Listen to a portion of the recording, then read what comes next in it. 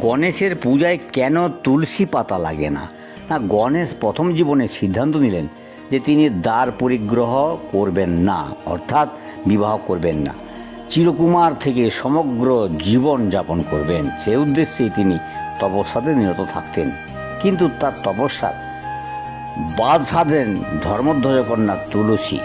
তুলসী গণেশকেই ভালোবেসে ফেলেন এবং বিবাহ করতে চান, কিন্তু প্রস্তাব আসতেই গণেশ তুলসীকে প্রত্যাখ্যান করেন। শাস্ত্রে আছে, কাম বিফল হলে সেখান থেকে আসে ক্রোধ, আর ক্রোধের পরিণাম হলো বিনাশ। তুলসীর জীবনেও তাই হয়েছিল।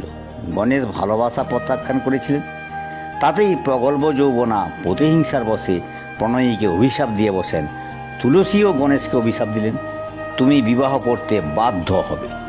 গণেশও ক্ষমা করতে পারলেন না, তিনিও পাল্টা অভিসম্পাত করলেন, তুমি যেরূপ কামাতুরা, তাতে তুমি দেবভোগ্যা না হয়ে হবে অসুরভোগ্যা।